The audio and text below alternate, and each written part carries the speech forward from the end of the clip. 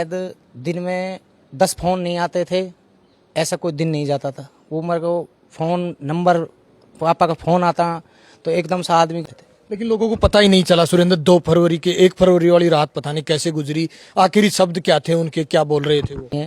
मेरे पिताजी ने थाना गाजी को कभी विधानसभा नहीं समझा। मेरे पिताजी ने थाना गाजी को परिवार मान के काम किया है कि कदला नहीं आए, कदलाश नहीं आई। आप भी समझते हैं पूरी किसान के बारे में? मैं पिताजी के हरदम साथ रहता सिंह बड़ाना जी की यादें अगर क्षेत्र को लेकर बात करें तो क्षेत्र में तो उनकी अलग ही छवि थी, अलग ही अंदाज था। अब पूरी सियासत सुरेंद्र बड़ाना के कंधों के ऊपर है। एक सहानुभूति भी है क्षेत्र में, जहां भी आप जा रहे हैं तो प्यार प्रेम तो मिल ही रहा है। उस सहानुभूति को कैसे देख पा रहे हैं? चाहे पायलट साहब के भी हो, बड़े पायलट साहब के साथ भी पुराने समय में उनके अच्छे रिश्ते थे। राजस्थान के किसानों की आवाज और एक मजबूत और एक दिग्गज नेता हेम सिंह बड़ाना 2 फरवरी 2026 को अचानक इस संसार को छोड़ के चले गए। थाना गाजी में उनकी एक अलग अंदाज था, अलग उनका बोलबाला था। उनको शेर के नाम से जाना जाता था, सरिस्का का टाइगर, सरिस्का का शेर के नाम से जाना जाता था। अब उनकी सियासत उनके छोटे पुत्र सुरेंद्र बड़ाना के कंधों पर है और आज प्रतापगढ़ में बैठे हुए हैं। अचानक मुलाकात हो गई क्योंकि क्षेत्र की तमाम जिम्मेदारी अब सुरेंद्र बड़ाना के कंधों के ऊपर है। मैं सुरेंद्र से ही बातचीत करने का प्रयास करता हूं। सुरेंद्र, पहले तो बहुत बहुत स्वागत है आपका तेज मीडिया में। नमस्कार भाई साहब। कैसे देखते हैं एक पिता का साया बेटे के ऊपर से चला जाता है, उसको मैं ही महसूस कर सकता हूँ, कैसे देख पा रहे हैं आप?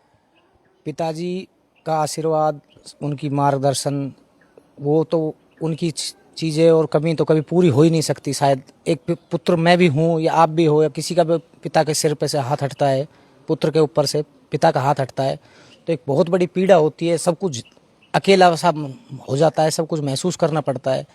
जो चीज़ें हमारे को पिताजी के मार्गदर्शन में जो चीज़ें मिलती हैं वो नहीं मिल पाती हैं।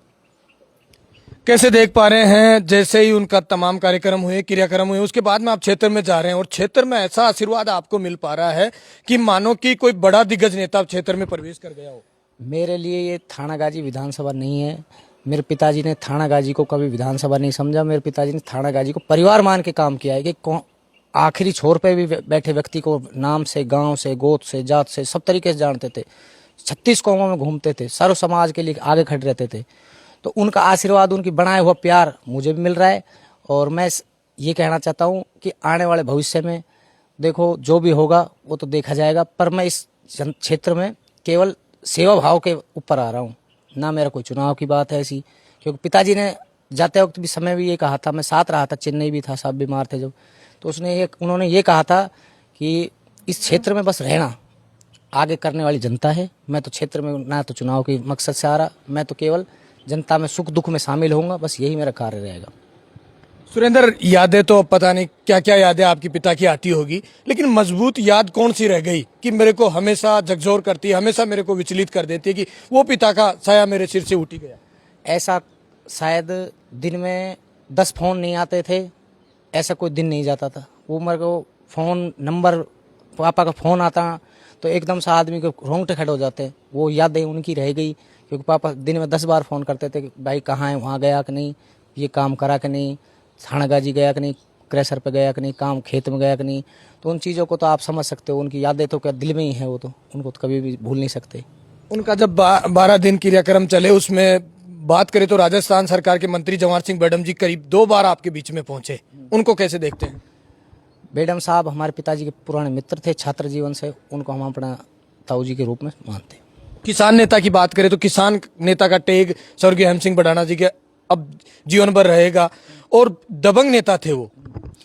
किसान नेता थे, जन नेता थे और उन्होंने सदा जनता के प्रति, जो किसान की गरीब जो छोर पे पहाड़ की ओर में भी कोई बकरी चरा रहा है, बकरी चरा रहा है, कुछ भी बकरी चरा रहा है, कुछ भी कर रहा है आदमी। हम काश्तकार परिवार से थे, मेरे दादाजी बोहर्रा थे, 5-7 गाँव में बोहरगत चलाते थे। तो पिताजी खुद भी खेती बाड़ी में बहुत हिस्सा रखते थे।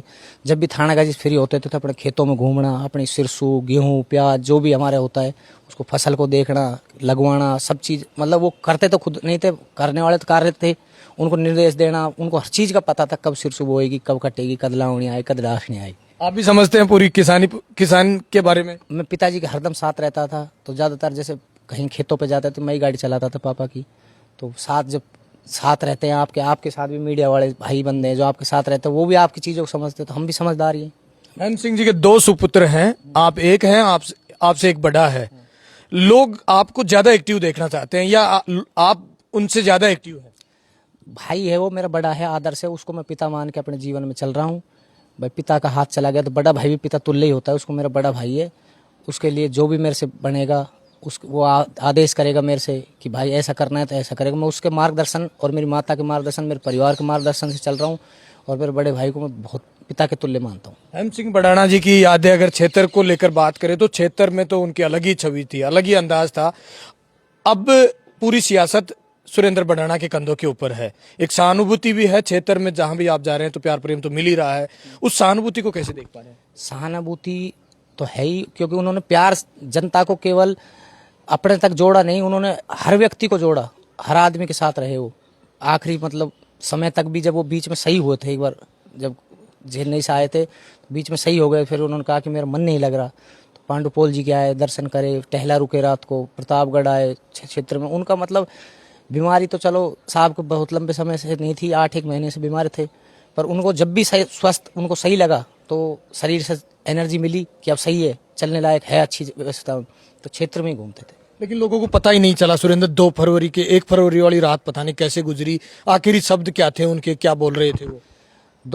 1 फरवरी को हम में साथ था, रात को पिताजी बेड पे सो रहे थे, मैं नीचे गद्दा बिछा के कि मैंने कि रात को कोई बाथरूम टॉयलेट बीमार व्यक्ति के साथ भाई अपना फर्ज बनता है, पिता है, आप भी हो, हम भी, अपना मित्र भावना कुछ भी होता है, पिता तो पिता ही होता है। तो मैं उनके साथ था, आराम से सब चीज़ बातें कर रहे थे, खूब आराम से टीवी देख रहे थे, फिल्म चल रही थी। रात को 2 बजे अचानक से उनके हिचकी वगैरह आई, फिर पानी वगैरह पिलाया, फिर सो गए, फिर 4:30-5 बजे हिचकी स्टार्ट हो गई, फिर हॉस्पिटल ले गए तो शांत हो। लेकिन विपक्ष में भी उनकी बड़ी मजबूत पकड़ थी, चाहे सत्ता की बात करें, विपक्ष की बात करें, सचिन पायलट जी पहुंचे और भी कई सारे दिग्गज आपके घर लगातार आपको संवेदना देने पहुंच रहे थे। वो उन्होंने कमाया था, उनने कभी ऐसे द्वेष भावना से राजनीति नहीं करी, परिवार मान के राजनीति करी, सबके सुख दुख में वो शामिल होते थे, चाहे पायलट साहब के भी हो, बड़े पायलट साहब के साथ भी पुराने समय में उनके अच्छे रिश्ते थे। बस ये अब पंचायत राज के चुनाव है और सारी जिम्मेदारी अब सुरेंद्र बडाना के कंधों पे है। क्षेत्र की जिम्मेदारी चाहे दुख सुख हो, सब में सुरेंद्र बडाना को पहुंचने पड़ेगा। कैसे देखेंगे? थानागाजी में भारतीय जनता पार्टी का चुनाव सिंबल जिसको देगी पार्टी, पंचायत राज चुनाव में उसके साथ रहेंगे। उसको मजबूती से अपने जो कार्यकर्ता हैं भारतीय जनता पार्टी के, हमारे आदरणीय भजनलाल जी शर्मा, हमारे केंद्रीय मंत्री भूपेंद्र यादव जी, उनका जो भी निर्देश, और मदन जी राठौड़ साहब प्रदेश अध्यक्ष, उनका निर्देश अनुसार जिसको भी पार्टी कहेगी, जो मजबूत कार्यकर्ता होगा, जिताऊ कैंडिडेट होगा एमपीएस और डेलीगेट और जेडपीएस में, उसके चीज़ान साथ रहेंगे। लोग कहते हैं कि एक बार फिर वापस सुरेंद्र बडाना को एमएलए देखना चाहते हैं, क्योंकि पिताजी की सियासत सुरेंद्र बडाना ही चला सकते हैं। ये तो देखो जनता की और हमारे परिवार की जो भी थानागाजी की आवाज़ है उसमें हम साथ रहेंगे। चुनाव लड़ना ना लड़ना, पर मुझे सेवा करनी है, बस मेरा मकसद ये है। चुनाव लड़ना कोई बड़ी चीज़ नहीं है, चुनाव तो हर आदमी व्यक्ति लड़ता है, 200 वोट आते, कोई 500 में, कोई जीत भी जाता है, हार भी जाता है। 2 पहलवान जब मैदान में लड़ते थे, एक तो जीतता ही है, आपको पता है। मेरा चुनाव लड़ना कोई मकसद नहीं है, मुझे बस सेवा करनी है। मंत्री जी की बात करें तो प्रशासन को धमकियां तक दे देते थे, काम करना पड़ेगा या थानागाजी आप छोड़ के चले जाइए। वो अपने कार्यकर्ताओं के लिए आधी रात में खड़े रहते थे, और उसी तरीके से मैं अपने परिवार, थानागाजी कार्यकर्ता जो भी है उनके साथ जी जान से खड़ा हूँ उनकी तरह। क्षेत्र में क्या महसूस कर रहे हैं आप? जा रहे हैं और उमंग और प्यार प्रेम तो मिल ही रहा है, उसको पूरा आशीर्वाद मिल रहा है, सब जगह जा रहे। जनता के अंदर दुख है कि इतनी जल्दी, बहुत छोट 59 साल की उम्र में, जब एक पेड़ बनने में बहुत समय लगता है, जब पेड़ बना जब आप सामने ही। राजस्थान सरकार को कैसे देखते हैं, क्योंकि आप क्षेत्र के अब जनप्रतिनिधि बन चुके हैं? सरकार अच्छा कार्य कर रही है, सरकार की योजनाएं चल रही हैं, सरकार तो अच्छी है, भजनलाल शर्मा जी की सरकार। क्षेत्र में मुख्य रूप से अब आप जाएंगे तो लोग आपको शिकायत भी करेंगे, मांगे भी रखेंगे। सबसे बड़ी मांगे क्या है क्षेत्र को लेकर थानागाजी में, क्योंकि आपने वो दिया है थानागाजी को, चाहे सड़कें की बात करें, चाहे पानी की बात करें, चाहे शिक्षा के क्षेत्र की बात करें, तो हेम सिंह बडाना जी को पॉइंट टू पॉइंट वो मुंह पर रखते थे कि ये उस गाँव में समस्या है, उसको मेरे को सोल्यूशन करना है। अभी बहुत से जगह गए, कहीं रास्ते की समस्या है, अभी हमारे उप मुख्यमंत्री दिया कुमारी जी से मिलेंगे, सब मंत्रियों से मिलेंगे, जो भी समस्या है क्षेत्र की उनकी लिस्ट बना के जयपुर जाके सब मंत्री महोदय जो हैं हमारे सरकार में, जिस भी डिपार्टमेंट के मंत्री, उनसे निवेदन करेंगे, सब हमारे क्षेत्र का और काम होगा। ये देखिए स्वर्गीय हेम सिंह बडाना जी के सुपुत्र है सुरेंद्र बडाना, जो सुरेंद्र हैं, जो क्षेत्र में जा रहे हैं, और एक सहानुभूति की लहर अब थानागाजी विधानसभा में दौड़ने लगी है कि एकमात्र सियासत को देखने वाला सुरेंद्र है, और सुरेंद्र को इतना प्यार प्रेम क्षेत्र में भरपूर मिल पा रहा है। आप मेरे साथ देख रहे हैं तेज मीडिया ग्रुप और मैं हूं तेजपाल। जय हिंद, जय भारत।